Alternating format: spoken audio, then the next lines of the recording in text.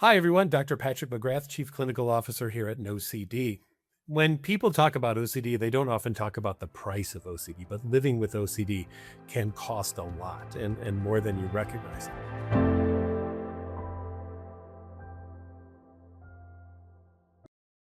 It can cost you time. The amount of time people spend doing all these compulsions or time with the obsessions.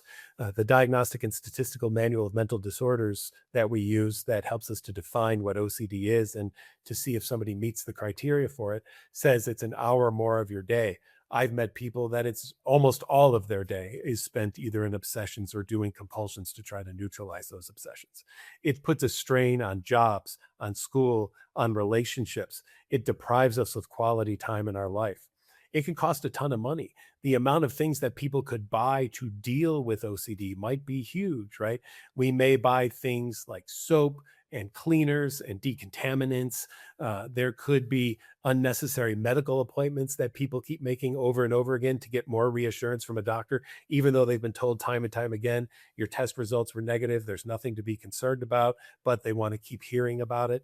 It could be that you keep ordering things and delivering things to your home because maybe you think this one got contaminated, so I need a new one. And oh, then that one got, so now I need another new one. And I bought 50 of these things because these old ones keep getting contaminated. I have to keep throwing them away. And because of that, we spent tons of money just in ordering stuff. There could be even feeling like you can't drive, right? Because of a fear of what if I hit someone? So now you're using ride shares to be able to get yourself to places instead of driving yourself. And that gets to be costly after a while too.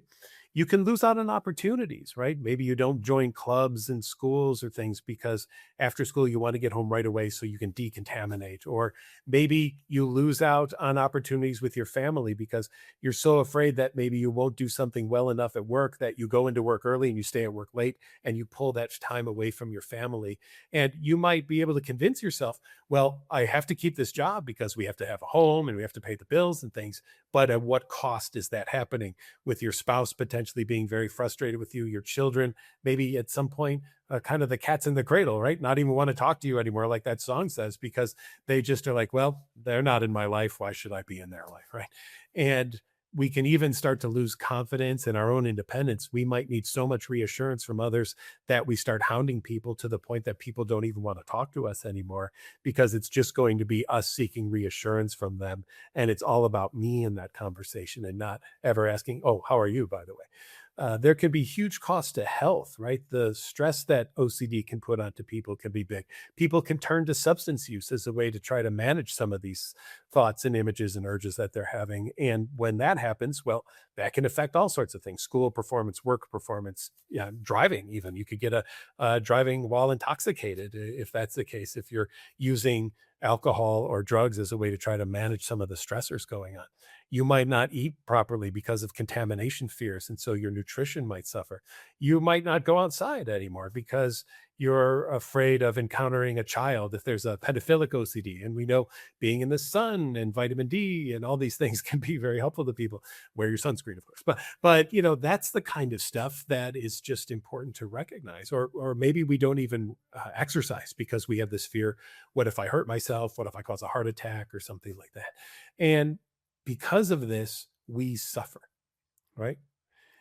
There's also the cost maybe of going to see a therapist who doesn't specialize in OCD and spending all sorts of time and energy and money on that without getting much back from it whatsoever. This is why it's important to make sure that we really spend time finding a specialist. And that's what we offer here at NoCD, a network of people who are trained in OCD and do specialized treatment of OCD, which is exposure and response prevention. We know that you can regain the skills that you want in your life. You could go back to living the life you want to live and not living the life that OCD wants you to live. And if you're ready for that and you want some help with that, well, we're ready here at NoCD to help you. Know this: we're not going to throw you in the deep end of the pool. We're going to stick a toe in the water, see how it feels, and build up from there. Our therapists are going to work with you to assure you that we're going to get you to where you want to be, but in a manageable way. we're ready to talk to you at www.nocd.com. Check us out. We'll book a free call with you. We'll make sure we get you set up with a therapist who is right for you, takes your insurance if that's what you need, and we'll get started on building some rapport with you, get to know you, you get to know us, and then let's get going on that ERP work. Remember, live the life you want to live, not the life that OCD wants you to live. We look forward to seeing you soon.